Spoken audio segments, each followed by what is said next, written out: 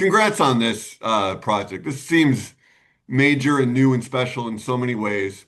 Yes, sir. And Thank you. you've been doing music for a while, and but this seems bigger. Is this a big statement? Talk about where you're at with this thing right now and how exciting this period is before the album drops. Man, this has been a making of many years. I mean, in 2015, I actually met the producer, one of my close friends for this album, Miles William, and we've been cooking up for a decade, but we just never put out a full project. And this finally came together. I came to him with the idea of "The Man," that song that just dropped, and then we Yeah, just built around that idea. And the story is dynamic. I mean, it's just basically me in another dimension with the same type of struggles and the same discoveries that happened while I was in the industry. You know, being a young man who was given a lot of power and a lot of money early on, and having access to everything and thinking that was the top, the creme de la creme, but realizing that that really wasn't what it was. You're nothing without love, you're nothing without God, you're nothing without being able to bless the world with giving things back to them financially. So that's the greatest gift, when you can make enough to help people. So this character, man, this is a parallel of me, and the music is timeless because it's in that vein of Outkast, Donald Glover, Childish, yeah, Anderson .Paak. So it's like it's funk rap, which I have been doing for a minute. I've been rapping like that since yeah. 2016. It's so Hmm. funny because as a rapper, you got to find your voice, just like you got to find your voice as a comedian on stage.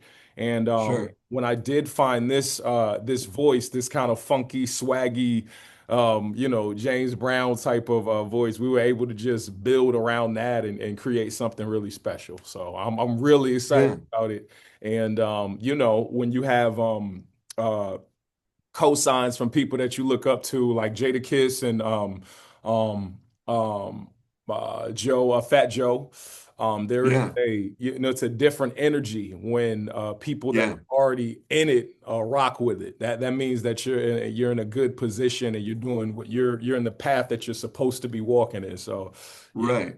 I'm. But have you doubted that? Have you doubted that over the years? And does it You, feel different now? Yeah, you know what? I doubted it, man, only because of the age thing, man.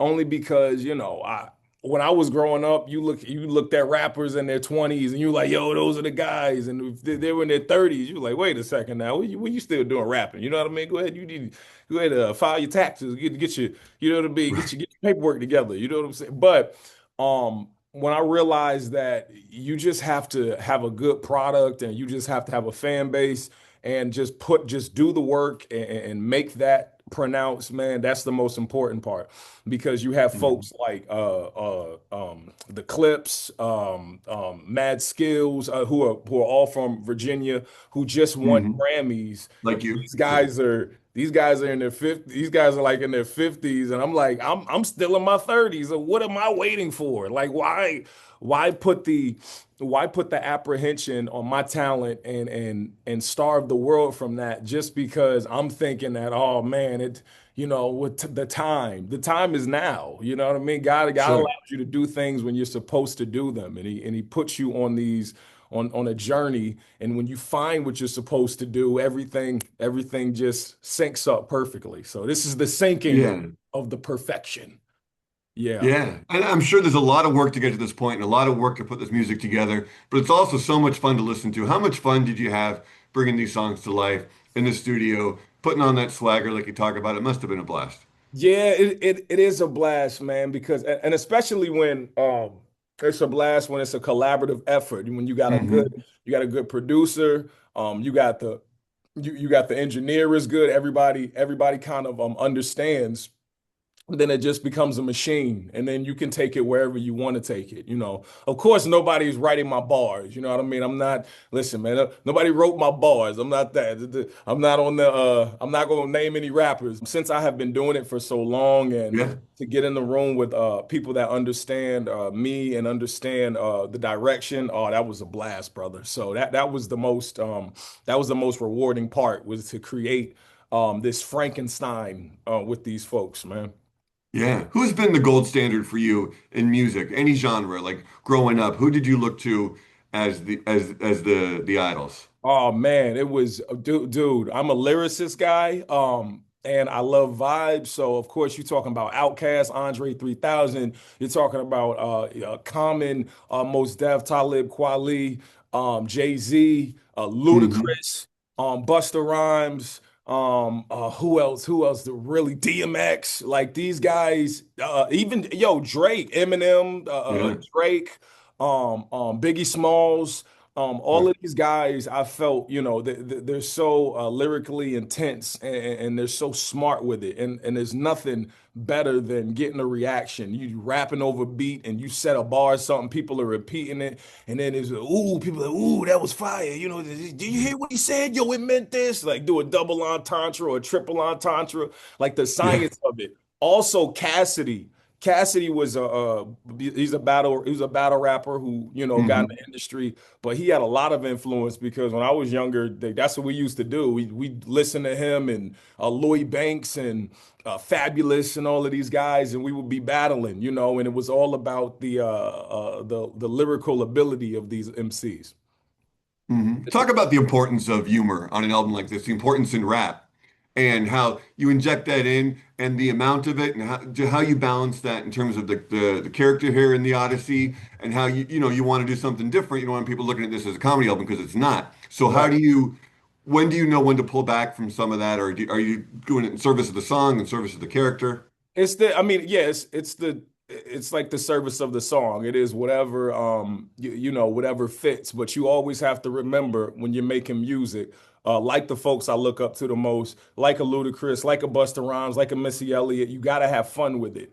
Because if Hmm. you can have fun with the track, then everybody can have fun listening to it. And if it's something heavy or whatever, yeah, cool. It can be a heavy subject and stay on that topic, but for the most part, you just want to make sure that everybody's having a good time. So just keep the vein of fun in it, and then you got a good product, man. Oh, Hmm. Just the full creative package from the art to what you did in the studio to the release and everything you're doing. And then you can talk about how this might translate to the stage. yeah. Just that, the creativity around such a personal project for you right now. Just talk about the headspace you're in and how good this feels as an artist that has been doing this for a minute. You mentioned being in your 30s, but that's that age when you have the experience, but you also have a great future ahead. So this must be just an exciting time as an artist. Yeah, man. I think I feel free as an artist right now, where I can literally do anything that I want to do, and I can make home runs in anything that I'm doing. I mean, shoot, I did it. I got a freaking MLB commercial on Fox right now. Like, what are you talking about? We got the quiz with balls is happening at the same time. Yeah, yeah. The music is popping. The stand up is great right now. So I just feel with the music, it makes me feel even more free in every other genre that I'm doing, man. And I feel I am exactly where God wants me to be, because I wouldn't be here putting this out right now if I wasn't supposed to be doing it. You know what I mean? So I'm Hmm. total freedom Hmm. right now, man. And the super optimistic. I would love to get this thing nominated for a Grammy, even a nomination. Sure. I don't even have to win, bro. I don't care about winning. I just want people to be able to listen to something that's timeless, to keep it on repeat, and then years down the line still be playing it at a cookout or whatever, and still have that vibe where, yeah, this dude is like 60, but this when he came Why out with not? this is what made Yeah, it. This is what lit yeah. it on fire. You know what I'm saying? I know in the summer people are gonna be playing this at cookouts and playing this in their cars and playing it at the beach. And this Yeah. stuff sounds so fresh and so now, or it sounds like the future, really. It's really creative, Yes, sir. fresh music. That's a cool thing. And we thought also too, and that's something else I want to speak to. Speak to the fact that it is the old school cross with like a new vibe. You got Hmm. the horns, you got the violins, you got the saxophones up there. You Yeah, you, you have and you have actual musicians yeah, playing. for Like I sure. got Beyonce's violinist, he's playing.